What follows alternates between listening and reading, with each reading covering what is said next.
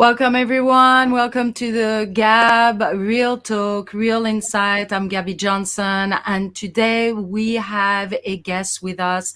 We are talking about the challenges of menopause and what can we do to help that cause. So I invite you to join us, to put your comments. We will be reading the comments at some point throughout the show. Participate with us. Put your ideas, put your opinion. To what are you dealing? What are you going through? And right now, I would like to invite my crew and our guest, Dr. Delusha. Dr. Delusha, hi, nice to meet you. Hope all is well. I have Dr. Joan with us today, and I hope everybody can hear me. I don't know if I can hear you. This is a little bit of a special show. We are all at home, tucked in, safe into our own home. And again, we are waiting for one other of our crew, Esther. And Melissa is saying hi. She's recuperating after her surgery. So, and Amita is our new producer of the Gab. So all is well and all is good. Thank you, ladies. With Dr. Delusha, with 1.3 million people going right now through menopause, what is the most important place to start with? Number one, I will say thank you for having me and Happy New Year to everybody.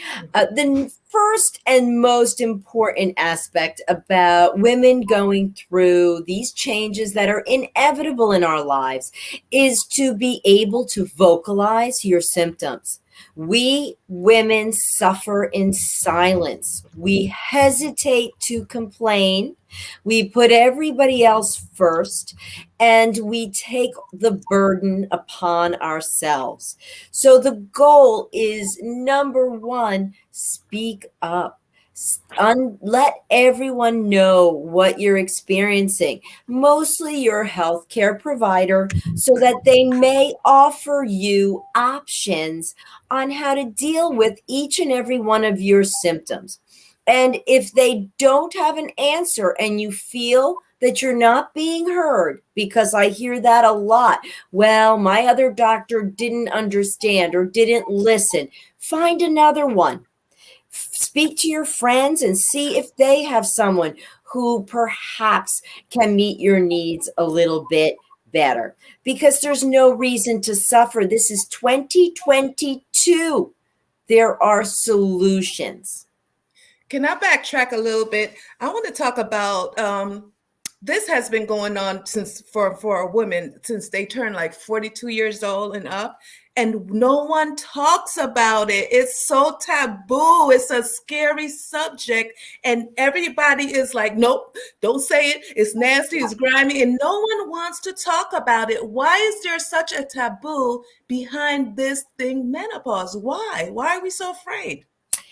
The only answer I have for that one is that once again, we as women, it's been a cultural thing that we're not supposed to speak about sex. We're not supposed to like it. We're supposed to do it religiously, but not necessarily be an active, willing participant. And that's not okay anymore.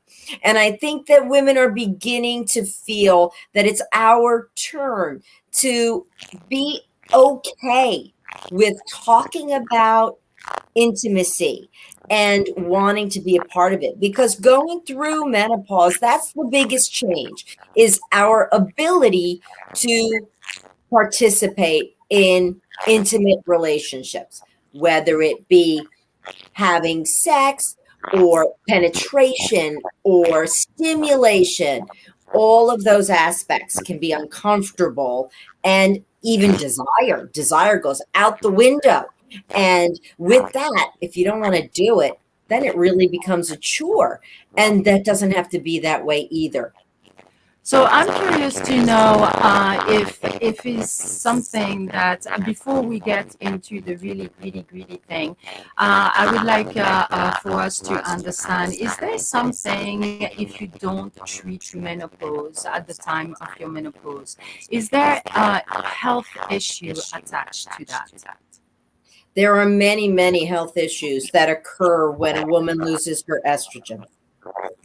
Estrogen is our hormone that's mainly feminine, and it's what protects us against cardiovascular disease as well as osteoporosis and all of our intimate uh, emotions and sensation and ability to lubricate the vagina.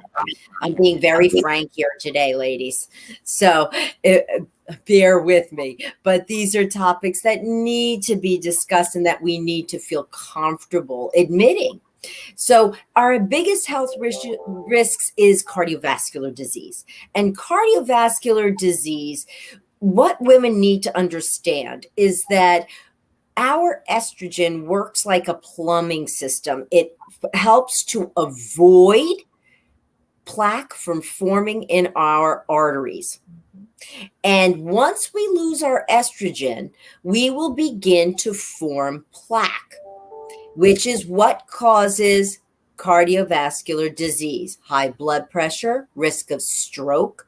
All of that comes from plaque formation and vasospasm or spasm of the arteries. So that's all from lack of estrogen that gets much, much worse as our lives go on. If you begin estrogen early into the menopausal state, you can maintain that effect.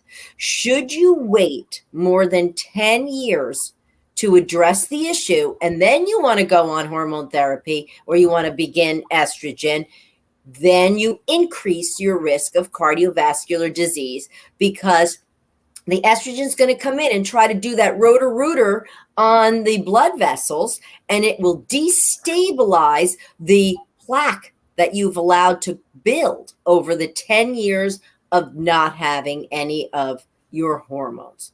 So the sooner you begin a hormone therapy, if that's the way you want to go, and that's not the only thing but you asked about health risks. So cardiovascularly, that's the best way to maintain that. Bone density, once we lose our estrogen, it's a logarithmic loss of bone mass. In that first year, it's a massive amount of bone loss that occurs. And then it sort of stabilizes over the next 10 years or so. But bone loss will continue unless appropriately addressed. Hi, Esther. I got Esther, that you made it. Let us hear you. Let's see if you jumped up. Could you guys hear me? Yes. We can hear you, Esther. You, Gabi, sound a little bit robotic. Yeah. Yes. So we were just talking about health and Gabi is like it sounds like a computer talking. Okay. So I seem to have sound difficulty. I cannot fix it. So now that Esther is on, I'm gonna leave the show. I'll let you girls go for it. I'm sure you'll be good. Good luck to you, and I'll see you soon. Oh, I guess she's saying she was leaving.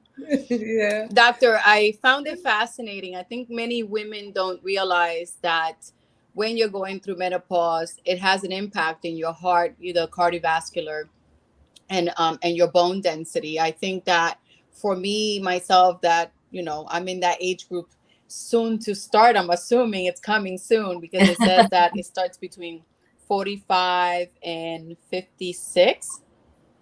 Is that the normal?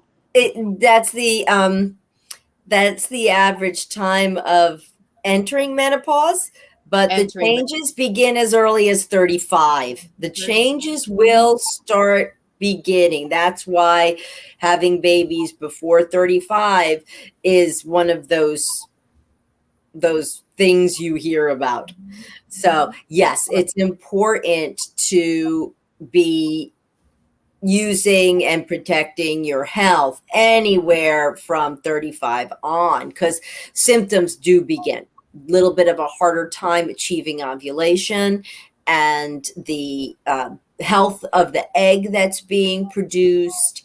All of those changes are beginning from perimenopause all the way through. The average age of menopause is 51 and a half, which means the definition of menopause is a year without a menses, uninfluenced by anything else. So an IUD shouldn't be involved in not having a period, birth control pills, anything else that would interfere. So the only definition is uninfluenced cessation of menses for a solid 12 months. Okay, so I remember the doctor telling me that when that happens, that's just the beginning. But you're mentioning the fact that things can start a little earlier. Like, what are some of the signs when your body is starting to make that shift prior to the real menopause? The very first thing I think women will notice are changes in their PMS symptoms. Things that happen most commonly right before their period, the symptoms like maybe getting a headache or breast soreness or bloating. Those symptoms can get exacerbated, much worse, or disappear completely, and a new symptom could pop up. Let's say they never had breast soreness. All of a sudden, they're getting breast soreness. So that's the very first change. The second change is that the periods very often will come closer together. 35 days, 21 to 35 is a normal range. Most women will have periods 25 to 35 days. When you're over 35, it's more common to have periods 21 to 26 days apart. And that's because that second half of the menstrual cycle after we make the egg is not quite as stable. I read where we all get eggs as child, like when we're first born, right? Women carry their eggs, and then as we get older, because some people don't know how it starts. They're just in it, and they're like, "Well, what happened?" And so the eggs, they get thinner, or thinner and thinner. You probably could explain that better. And then that's when you start hitting all these different things that's happening in your lives, and you from 35 on, things change.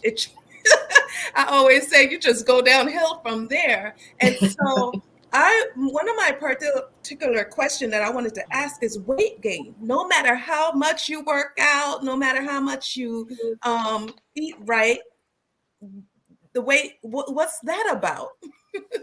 Can you help us? Oh, absolutely. So basically, our hormonal changes affect our metabolism as well. And just the way we metabolize foods, and with aging and becoming more sedentary, there's something called sarcopenia that occurs, which is a loss of muscle mass. All of this occurs with our dwindling hormones. So as we age, typically we move less. Unless you're really an athlete, most people move less and less as they age. And with moving less, there's less muscle mass. And muscle mass is what burns calories at rest. When you don't have muscle mass, you're going to burn less calories at rest. You're not moving as much. It's a double whammy, and weight creeps on. Go ahead. I'm sorry. I read something that also, like, the mind gets foggy. I see in a lot of friends of mine that don't like to lift weights. Their skin is very very crepey. Yeah. Jelly, like very soft. I'm seeing lately that as part of the diets, people are talking about not only how to eat more nutritiously and take more vitamins, but lifting weights. I mean, I see it in the gym. I myself are lifting weights like crazy. I mean, today I was so happy because I went double the weight. But is that a good approach for some women who are entering? I know women like to do their yogas and maybe the cardio. Lifting weight should be part of your regimen. Yes, but you don't have to lift heavy weights. It's just a matter of maintaining that mass, that muscle mass. And you've got to build a muscle.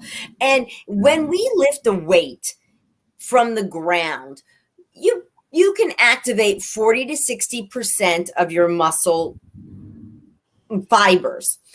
There are instruments now that can literally boost your muscle mass, and it's a 30-minute treatment. I think women should know this as well, because if they've let themselves go and going to the gym is overwhelming at first, to get back in there, to get a jump start, there are devices on the market that can help you build your muscle mass and give you more strength so that you can perform better and have that little edge going back into the gym.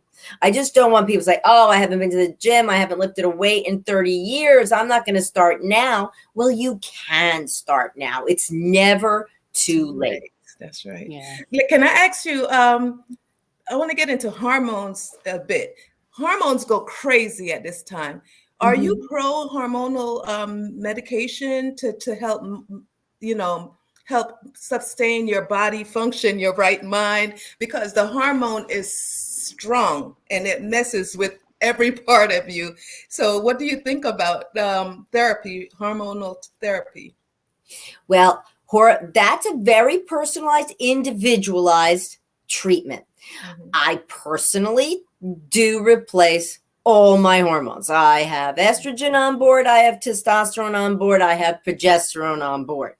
I'm going to be 60 this year, and I do not want to permit aging to take a hold if I can prevent it.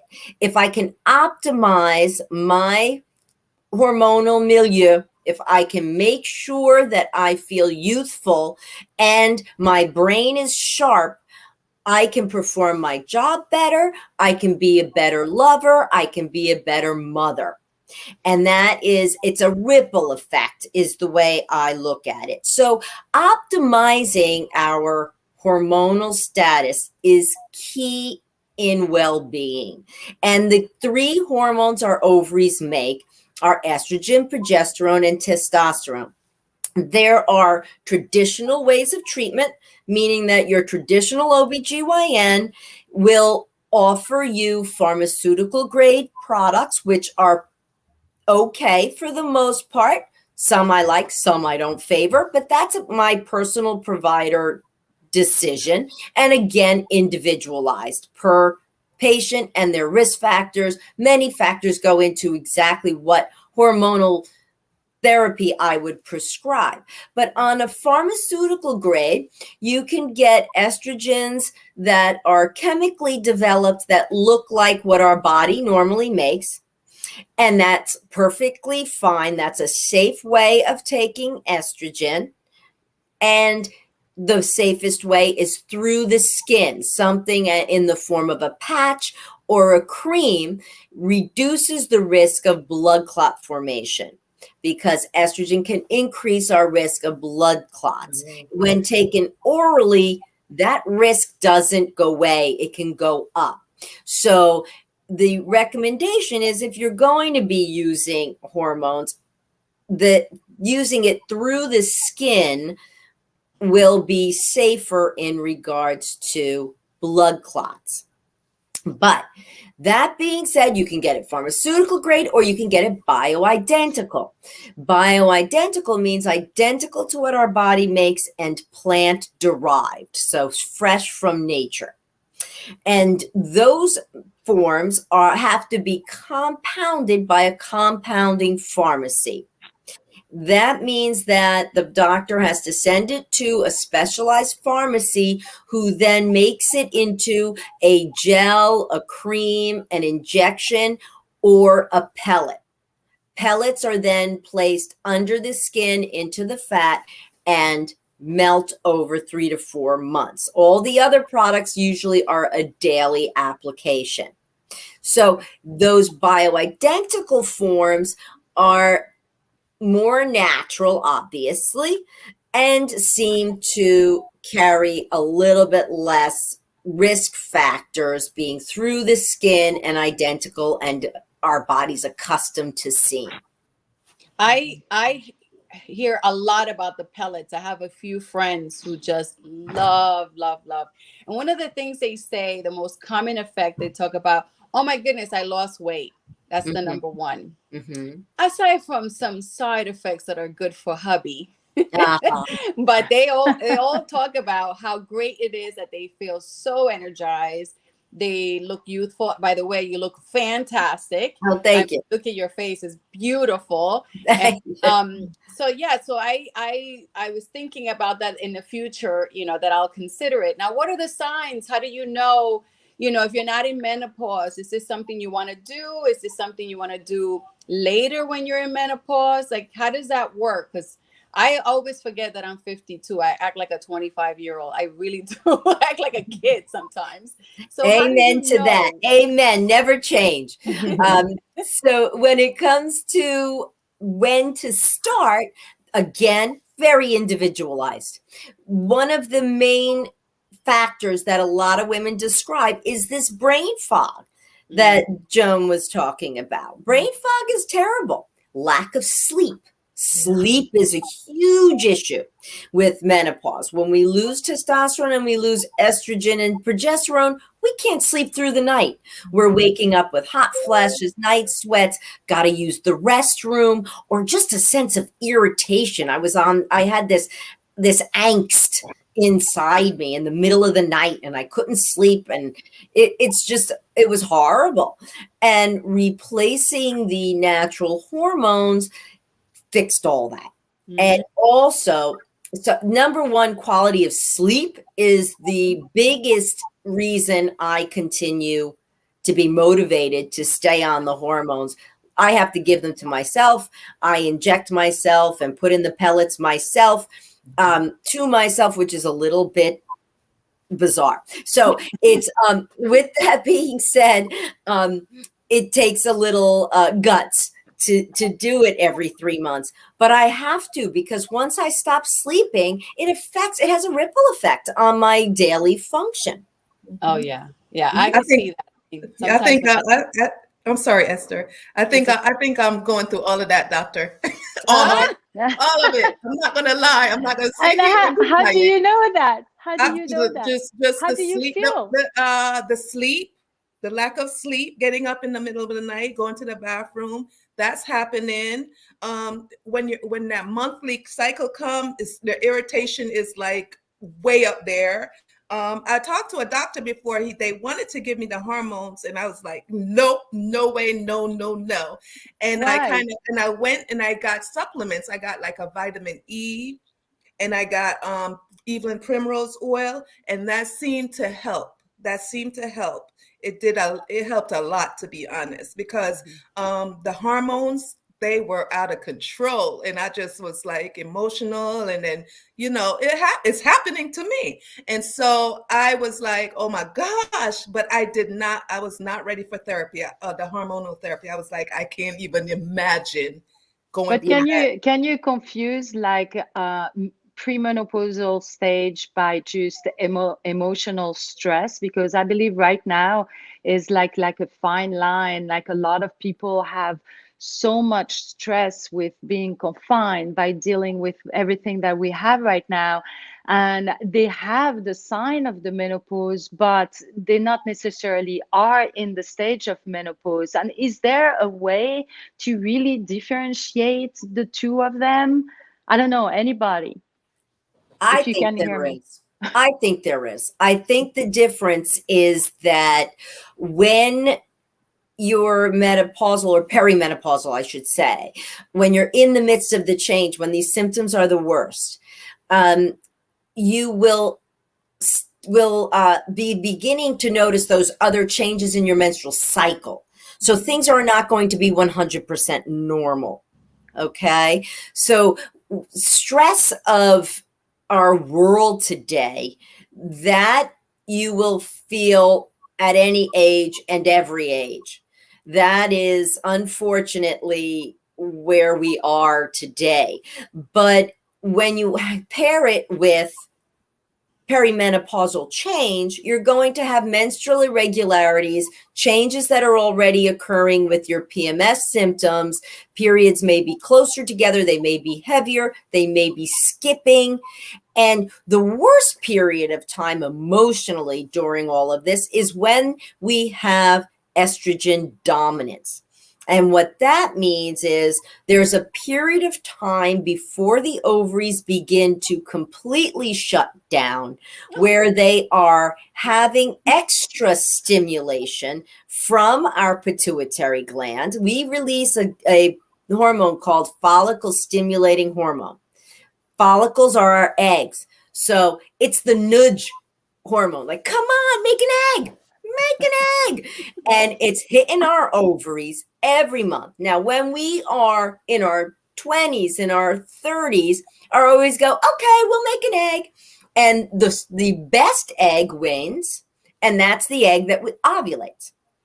However, as we age and the ovaries get lazy, like our teenage kids with their earbuds in, the brain's going, ovulate, ovulate, ovulate. And the kids are like, they don't hear you. They don't want to hear you. They're listening to their earbuds. They don't want to know. Your ovaries are doing the same thing. They don't listen to the FSH.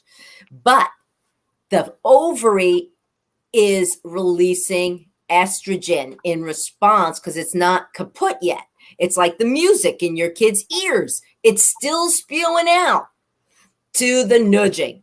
So unfortunately, our ovaries release extra estrogen for a while.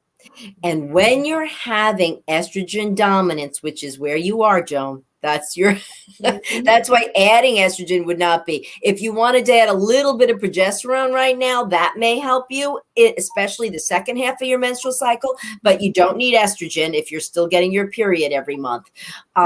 If you're having problems sleeping, the progesterone may help you as well. Our testosterone does drop early on as well. Most traditional OBGYNs are not even going to look at your testosterone. It's controversial to replace testosterone in women, but our ovaries do make it, and it is big on our mental focus and lack of mental fog.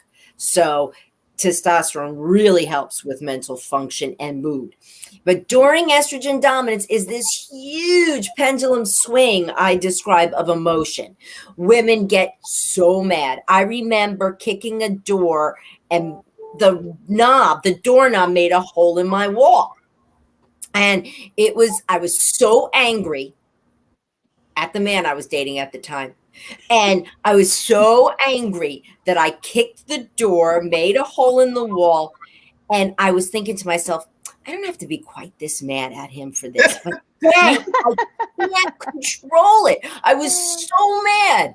And it reminds me of a book in French. Sorry. Yeah.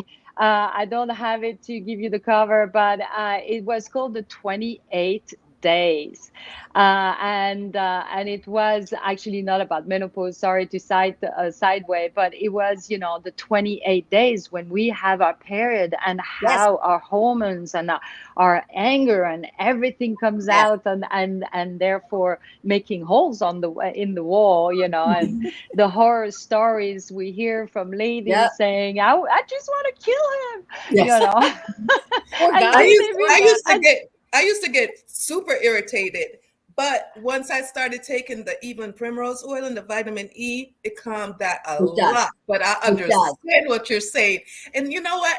Let me just segue a little too. I'm so thankful for you today because there were so many questions and no one ever talked about this topic.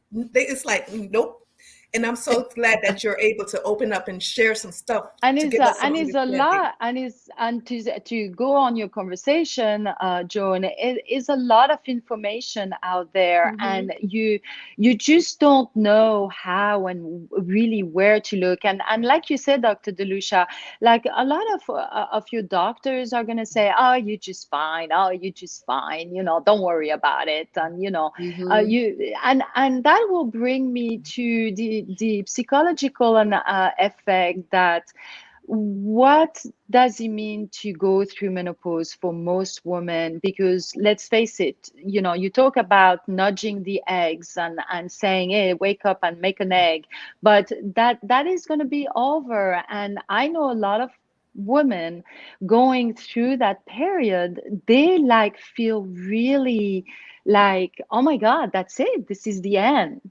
You know, is there a better view after it? Do you feel better after menopause?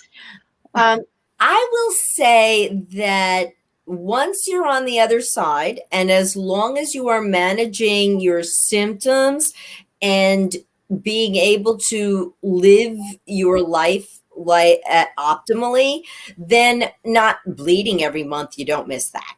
There's No. no reason to miss that. No. Oh my Not God, at if we all. could stop that, find a solution for that one, that But, would be fabulous, right? exactly. So other than that, yes, you can feel wonderful as long.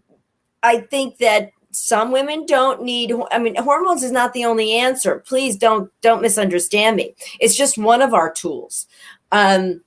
There are lasers that can help to maintain the function of the vaginal walls so that intimacy is possible.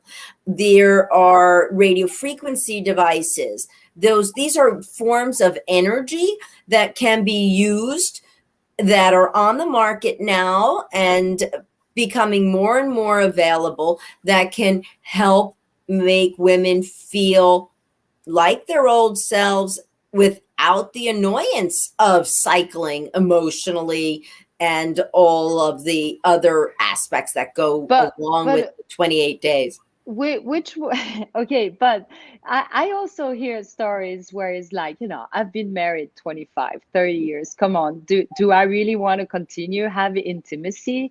Oh my God, Especially, yes. yes, you do. Yes. Okay, let's go Of there course, then. yes. I mean,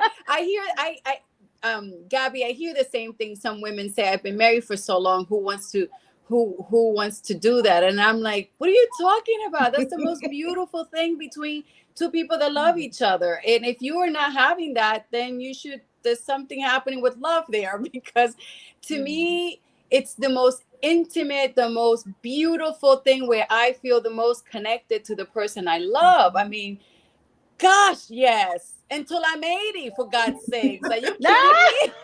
I'm living to I'm gonna 100. get the I'm not real stopping legs. at I'm gonna 80. get Yes. the Let me ask devices, this whatever. question. Right. Yes.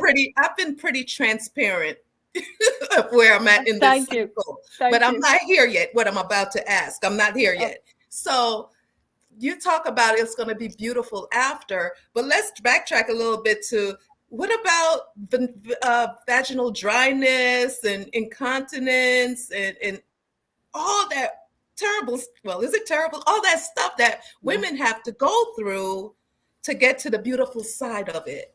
Can you But talk doesn't about pellet that? help with that? The Well, you pellets? don't, yeah, you don't have to experience any of that. If Oh, you, yeah, no, no, no, there's no need to experience. That's what I was mentioning about the devices. If there's local hormones, that's the standard of care, believe it or not. If you go to any traditional OBGYN, they will offer you local hormonal therapy to help with vaginal discomfort. Dyspareunia is the word medical term for painful sex, and atrophy.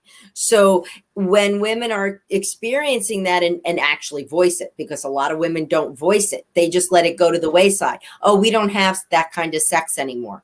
Huh?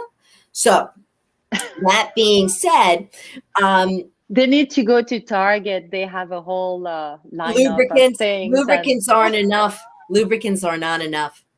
When aha. when the atrophy occurs, two changes occur. the vaginal tissues are maintained by our estrogen. And what the estrogen does is it supplies support for the blood vessels that lead to the vaginal tissues. When the estrogen is gone, those blood vessels atrophy, they disappear. And when that happens, the tissue begins to change. It loses its ability to stretch so that accommodation is not possible, meaning penetration. I'm going to get graphic. Wow. And when also there's no lubrication, so it's dry. So women call vaginal dryness. And this even means on the outer tissue. You try to wipe yourself after using the restroom and it feels dry and scratchy and the toilet tissue sticks and things like that are very annoying and embarrassing. So these changes are estrogen dominant. However, they're vascularly dominant. So if you are not willing and there's no need, I do not use local estrogens. If you don't want to use a local hormone to the vaginal tissue, because DHEA is another hormone that's used intravaginally for this purpose, you can use lasers or radio frequency devices, or another brand new device that's on the market called Duo. I just finished the clinical trial on that device. Phenomenal. It's shockwave therapy, which means it's an external sound wave device, completely painless. And the number one endpoint, the number one result that every single patient in my study had was improved lubrication. So so this treatment that you go to the Increased doctor. blood flow. Oh, wow, that's Is awesome. this covered by the insurance? Yeah. No. How much does it cost? And how much does it cost? Yes. It ranges. It can range from like 2,500. That's for 6 treatments. 2,500, and I know doctors in the inner city charging 3,000.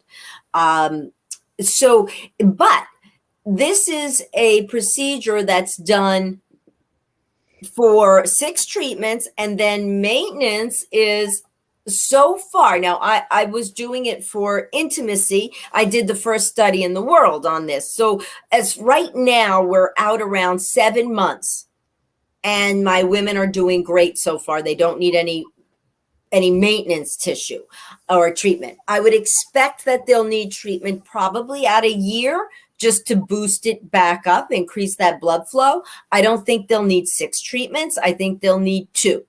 So maintenance treatment will be 2 treatments once a year, and that would be less than $1,000 to maintain.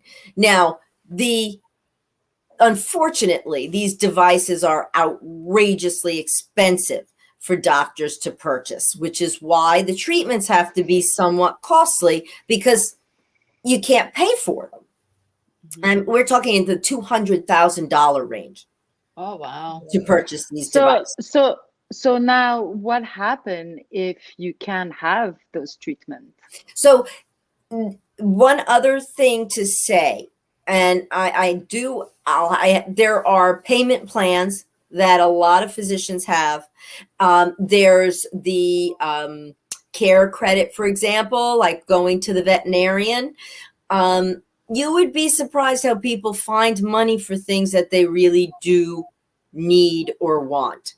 Look at people who are less fortunate than us still have better phones than I do. They still get their nails done every month, and that is expensive. Yeah. So it's all about priority. It's all about priority. Priority. It's all about priority. If you want to feel good about yourself and you're not in those, what you described, that even going to the restroom and the whole dryness, I can't even imagine how awful that must feel. I would think that anyone would save their money and get that resolved, not only for themselves, forget the marriage, for yourself, the pain that you're experiencing. But I think that a good hubby would say, I'll take care of that, honey. Yeah. Yeah. But do every woman that goes through menopause have that outcome? Oh, I hope not. Oh, I think but The, I so, don't know. right?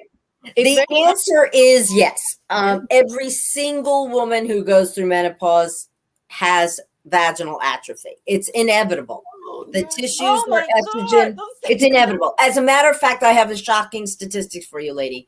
It is the only symptom of menopause that gets worse over time. Hot flashes, night sweats, all will minimize. Lack of sleep will minimize over time. Mood swings will improve and stabilize over time. The vaginal dryness only gets worse if not addressed. And that's because it is a vascular issue that is changing. It's an aging issue. It's a issue that the tissues are not getting the blood supply. Some women can still tolerate penetration even with atrophy if they've had many babies and the tissue is also somewhat damaged and loose. And that's the truth. Woo! So That's a it's lot. the truth. That's a So lot. so Oh, now but now the question will be for the man, because we talked about a lot about, the woman and what she feels and how to fix it, but uh do women shy away from saying that to their partner? And is the partner should be looking for something in particular in that area to maybe enter that conversation, or saying, oh, is this hurting, or things like that? A good man would, I Yes. do believe. However, many men don't understand it at all. I lecture to rooms of 200 physicians almost once a week. And I will tell you, I always describe intercourse in a postmenopausal woman as having intercourse with the round hairbrush we typically blow our hair dry with. Okay, that's what it feels like. It feels like the round hairbrush. And anyone who's experienced it 100% agrees with me. This is a horrendous feeling. So many women will tell their partner, oh, I can't do this anymore. I just can't do this anymore. And it puts a wedge between them. And a lot of men is, you don't love me anymore. It's me, it's something I've done. You're mad at me. And they don't understand. So I try to make sure that all the men in the audience have a good understanding that this is not voluntary. Women have no control over it happening. We have to treat it, but we can't change it. We can't not let it happen. It happens. I also think that, for those that are married or in relationship, they should say it. Like, they should just have that open relationship. I mean, for the most part, the average person who's in their 50s experiencing this have been married a long time. There are a few exceptions that are not married, but but for the most part, you're married, and by then you should be able to tell your spouse what you're feeling. You would think so. Right? You would think so, but that's not the case. Yeah, that's Many, Not the many case. people are very uncomfortable having sexual talks with their partner, even about satisfaction. Like, you know what? That doesn't work for me. I would really prefer if you did this, because when I'm on my own, I do that and it really works. right. Women They don't don't say say it. that. They Is it fake like it. They fake it a lot. Why fake it? You're cutting your nose off to spite your face. it's like it's like feeling like you're not sexy anymore, you're not attractive anymore, that you're lacking something. So I guess they fake it to just to still try to be like, oh, I'm the same person you met 25 years ago, which is hard. And can I just say, women are the strongest people on. Men are strong, but women, oh my God, Oh, you're some strong We're people. pillars. And I just want to go back a little bit to hot flashes. So when I see my aunts and them, they're always fanning, they're always hot, and I'm wondering, does that affect intercourse also? I don't know yet because I don't have the hot flashes yet, but does that like make you want to say, just get up, just get up, I can't take it, I'm hot. Can you talk about that? It doesn't usually coincide Okay. at the same time. That actually is, I think that the positive hormones, the euphoria that comes from being intimate kind of wards off hot flashes, and it's not common even to get a night sweat at that moment. I mean, night sweat maybe, but it's not something that usually will interfere, but the pain will. I was gonna say, for the women who are afraid of telling, obviously you can tell that I'm not afraid of anything. I will tell him what I want. But with that being said, I will also tell him when I'm not feeling up to it, or I'm not, if I start going through these stages that you're saying that I will go through these stages, which is scary.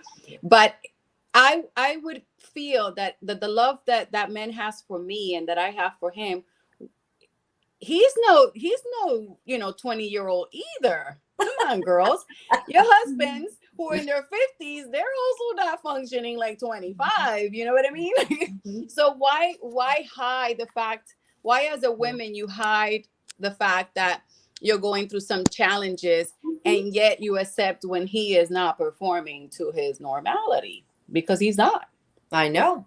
So don't put that on yourself when he's not even able to be that 25-year-old guy anymore, right? So we don't expect that. I think that if anything came out of today, I would encourage women who have been married, especially for a long time, to have that open relationship. If you have this strong relationship and your husband loves you very much, he might just invest in those things that you need to be able to, you know what I mean.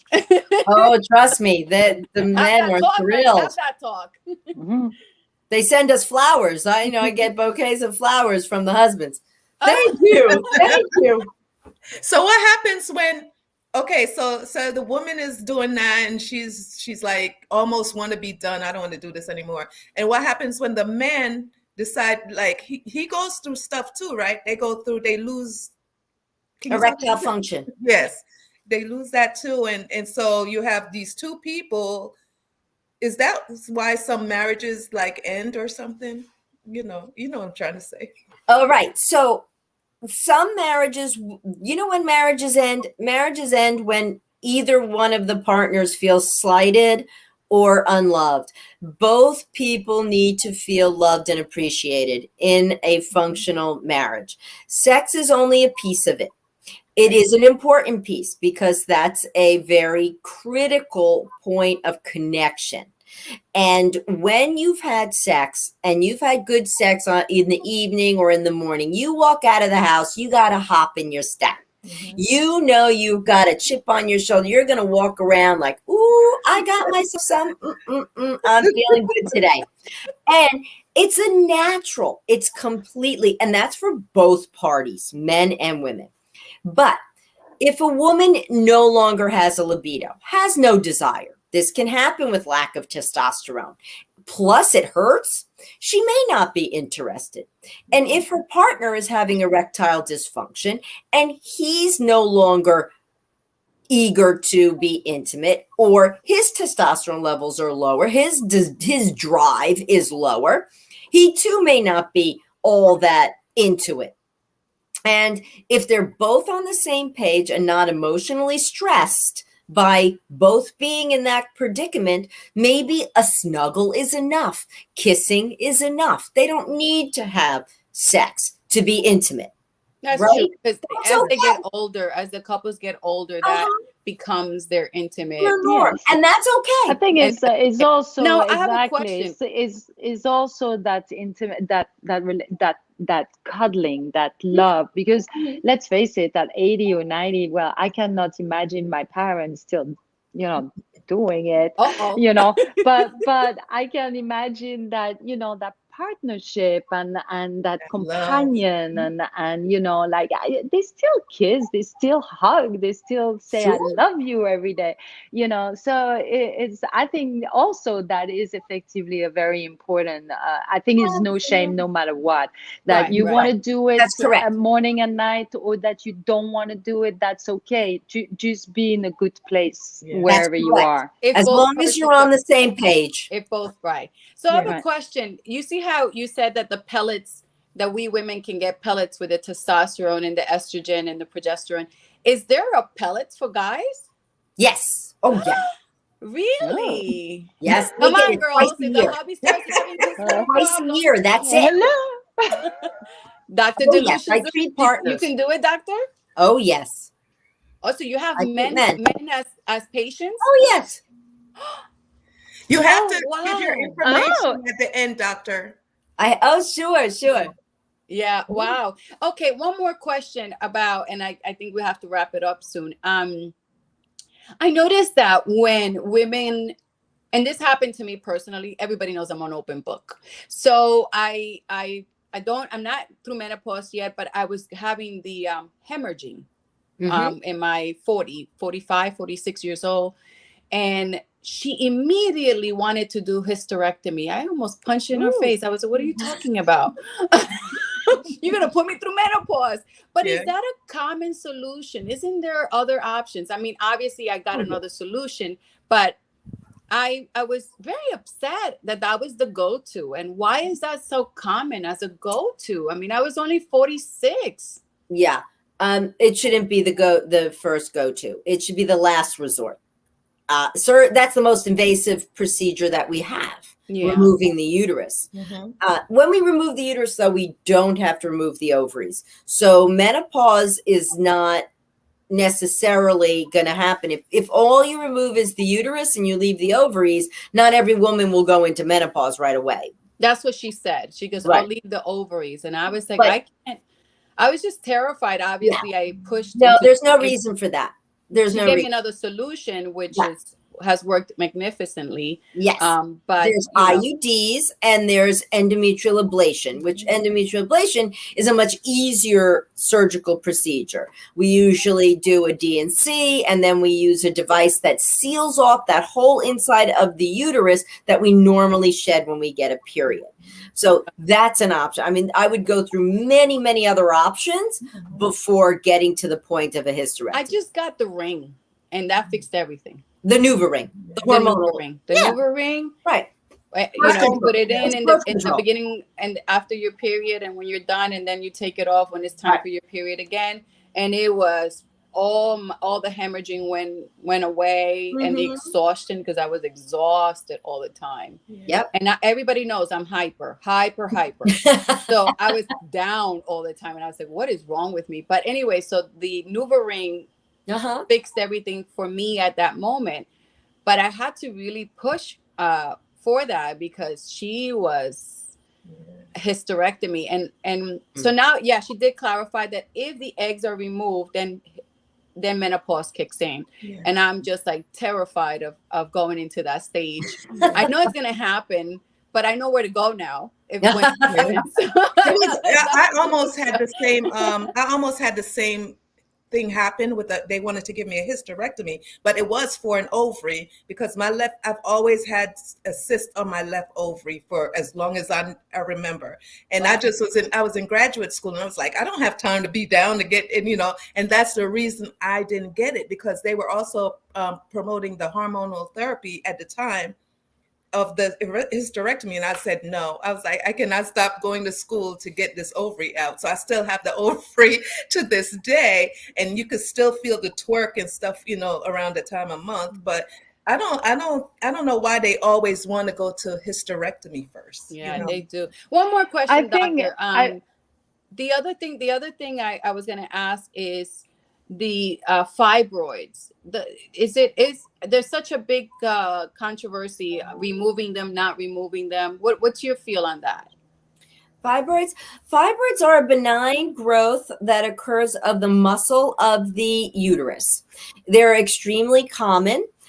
They can get very, very large. And in getting very large, what ends up happening is they're increasing the surface area from which to bleed because the whole uterus enlarges. Okay. The other aspect that occurs is that they bulge into the inside of the uterus, and the blood or the lining of the uterus that's right over the fibroid is not quite the same reaction to the hormones as the rest of the uterus. So it can bleed irregularly.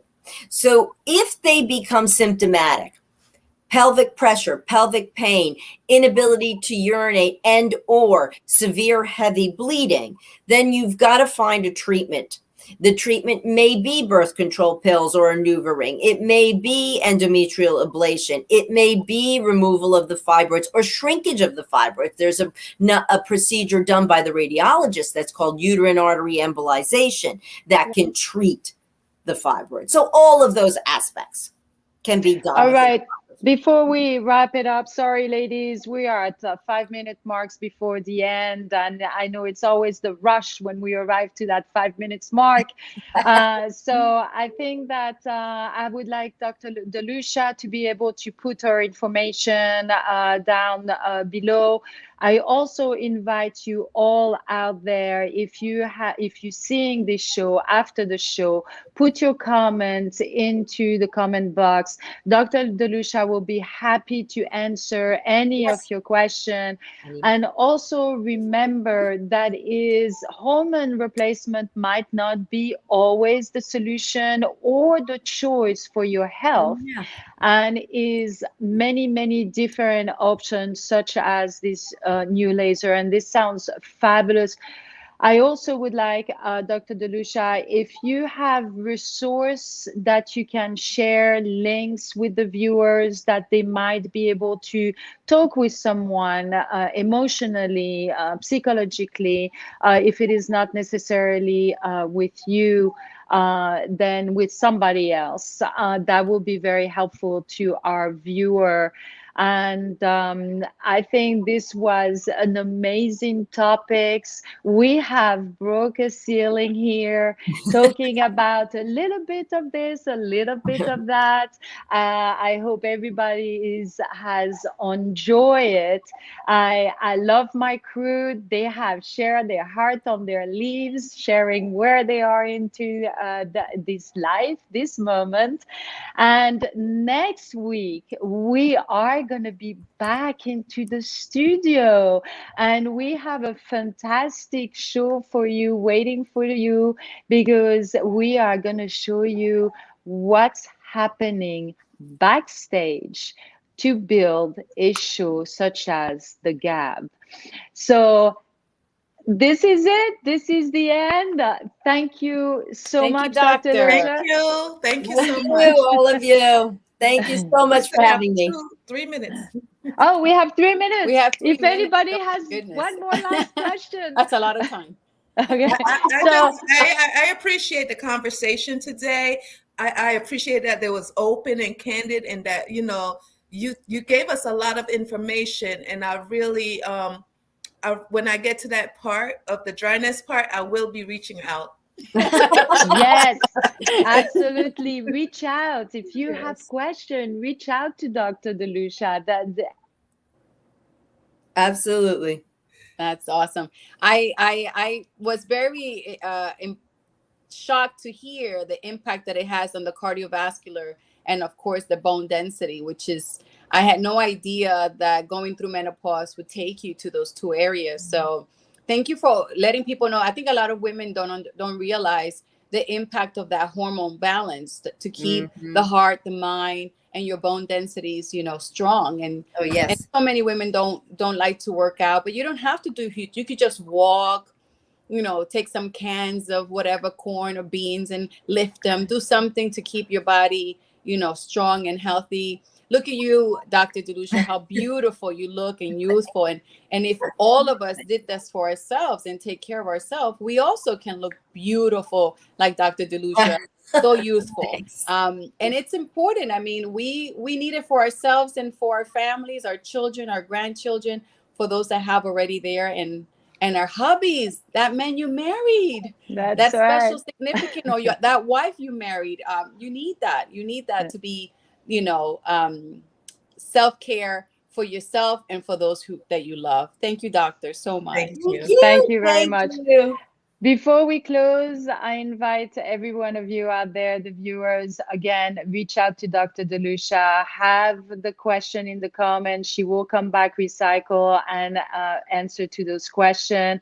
And I would like to thank everyone that is a sponsor or donor to our Princeton TV, community TV, because without you, this show is not possible.